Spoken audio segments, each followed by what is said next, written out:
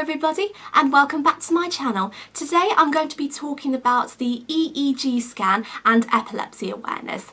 Now this is my very first epilepsy awareness video since my story time because I have promised one for so long and I'm finally getting to do it. Yes. One of my friends is actually having an EEG scan very soon. But since she doesn't quite know how it works and how it does work, I thought I might just film a little video so I can explain what it is, how it works, and what you should do, should not do, and a few tips to help you get sorted for the EEG during the EEG and then after the EEG. I did actually record some footage earlier, but I stupidly deleted most of it again, so I'm going to have a second time round and see how we go from there. So what is an EEG? An EEG is a small device that detects all the activity inside your brain. So what does the EEG scan do? Like I said before, the scan detects the activity inside your brain. Your brain is so active all the time, especially when you are sleeping, and if they know something that's going wrong inside your brain, they need to get to the bottom of this. So what the technicians and the hospital staff want to look for is any unusual activity, such as a lost nerve or something that's blocking the brain. So how they do this is very simple. They get small little flat discs and they attach them all over your head, and then they've got to attach the discs to a recording device so they know what's going on. And so what little wires are attached to the discs, and these wires will be connected to a little recording device or a little machine like they do for the ECG, which detects on your heart, but the EEG is for the brain. And then they record the machines and the devices so they can make sure that everything is okay. And then they record it for as long as they need to, and then they record it. And depending how long they want to record it for, they'll stop and then they'll take it to the GPs or laboratories, examiners, anything like that, or sometimes the technicians themselves, and they have a look at the scans and the recording to make sure that everything's okay. And if it's not, they'll let the patient know. So what do you have to do before, during, and after the EEG scan? So let me split it down into a few categories. Before you're having your EEG scan, under no circumstances should you ever take a shower or put hair products in, such as hairspray, hair gel and hair wax, because if you do, that will disrupt the whole system. And this is also the case if you're having a 24-hour EEG test. When you're having the EEG scan, you should never wash your hair or put any hair products in it. And unless you've been told not to by your GP, technician or hospital staff, you can still take your regular medication, food or drink as normal. And also, you should never ever chew gum.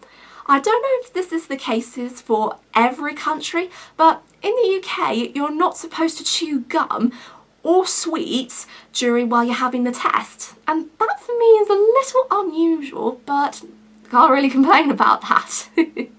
Oh, I forgot. You have to have a little hat with you to cover the wires when you're having the EEG scan. And once the EEG process is all over, everything could go back to normal. You can have a hair wash, you can actually chew gum, eat sweets, take food, take medication, and you can actually brush your hair as well. If you're wondering how the EEG scan works, I'll tell you about it in a minute. I have mentioned a little bit about it in my storytime video, so I'll leave a link in the description box below so you can go and check it out. And once you've done, or you have seen it already, come back to this video and I'll explain more about it. Based on my own experience, I have found that the EEG scan was a bit of a tricky process, but it actually really worked. Well, almost, because we had a few spanner in the works with mine. But anyway, let's get down to it. So, what they actually did with me is they sat me down. I didn't wash my hair or put any hair products in, and I sat down on the chair. The technicians and the staff asked me a couple of questions about how I'm feeling, do I understand most of it, and so on.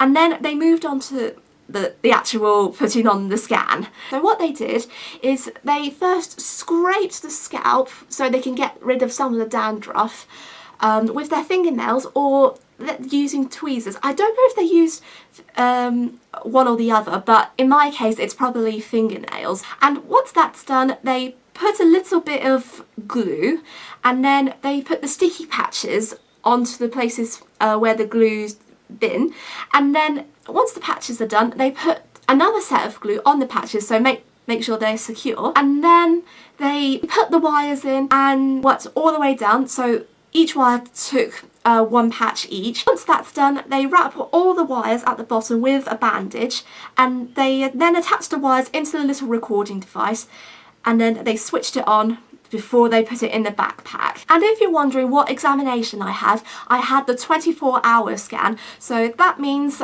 I can do anything that was normal, but I had the little recording device with me.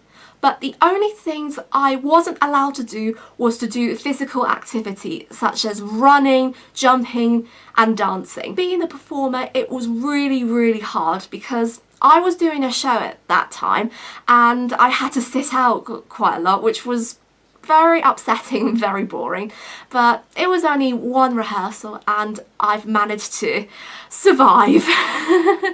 And I managed to take notes as well, so it was all good. Oh, good? Good. It was all good. During the EEG process, I was given a little diary sheet, and on it I had to record all my meal times, when I woke up, when I went to sleep, and if I noticed any abnormal activity that was happening, such as absent seizures. So that was all well and good, but sleeping was really, really hard because I had to sleep with 2 pillows with the little recording device still inside of my bed, and I had to do it with me, and I was not allowed to touch it, so that was kind of awkward, and I wriggle a lot in bed. I just had to sit still, shut my eyes, and the only part of my body I could wriggle was my head, and that was really, really hard, especially if you had 2 pillows.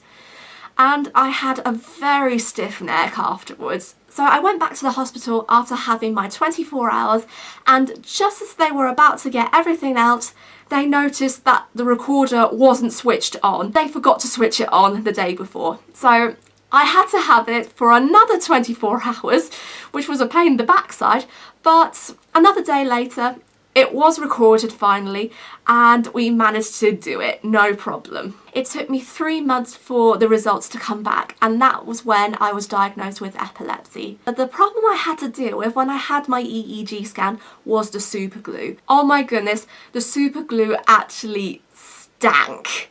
What the hospitals suggested though to remove the super glue on your head after you're having the EEG scan is a nail varnish remover.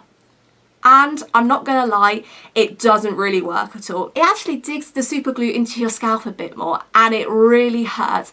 And also, if you have like a reaction to the nail varnish remover, it can actually cause a fit or anything like that. However, I will recommend a few suggestions, which I am going to tell you about now. So when you're having a shower to get rid of the super glue, I would highly recommend coconut oil, or if you have afro hair, olive oil. These really, really work like a charm, and even though you'll lose hair in the process because the glue will still have a little bits of hair attached, it's definitely worth getting out.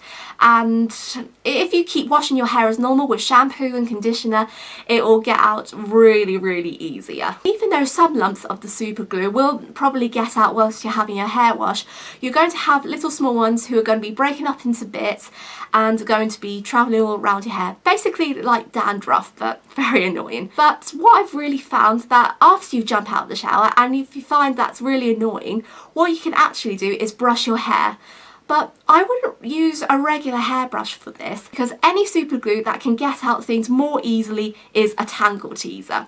I have bought tangle teasers before because I have such knotty hair and I find they've helped me, but I found the super glue actually worked very well to be removed if you used a tangle teaser. So if you don't have one, I will highly recommend you buying it. If you want to brush your hair more regularly to get the little flakes out, I would suggest brushing it about 3 times a day. Once in the morning, once while you're having your break or lunch, and then once in the evening before bedtime. And there we go, that was my EEG epilepsy awareness video. I really hope you enjoyed it. If you are going for an EEG scan very soon, I wish you all the best, and don't be afraid because it won't hurt, and at the end of the day, once it's over and done with, you will be fine. And before I go, I want to give out this video's Marchout Shoutout. So if you don't know what Marchout Shoutout is a little thing that I do on YouTube where I would announce every YouTuber only this month, only in March, and to give them shout out about their channel and tell you guys a bit more about it. And as a result, I'll leave their links in the description box below, and make sure you go check them out and subscribe. However, if you're going to ask me to do a shout out, I won't do it because I don't want to be nagged into. So this video's Marchout Shoutout goes to P&C, the Oxley's Daily, and You Know Weird Moments. P&C, otherwise known as Tina, Val and Chloe, are new YouTubers who are still trying to get things out, so they're doing a lot of things, but they really can't do it without your help, and it will mean so much to them if you go check out and subscribe. The Oxley's Daily I love, and I watch them without fail. So Chris, Jen, Shep, and their newest addition to the family, who is arriving very soon, are daily vloggers. And also Chris has another channel called Project Dad, which again I'll leave the links in the description box below, and make sure you go check that out as well. And before I move on, I want to talk about Chris's channel, Project Dad, which is kind of like another YouTube channel he does, but mainly focusing on being a dad, so from pregnancy to birth and to beyond as well. And finally, You Know Weird Moments, aka Jake, who's a very good friend of mine. He does as well very funny skits, story times, and very inspirational videos as well.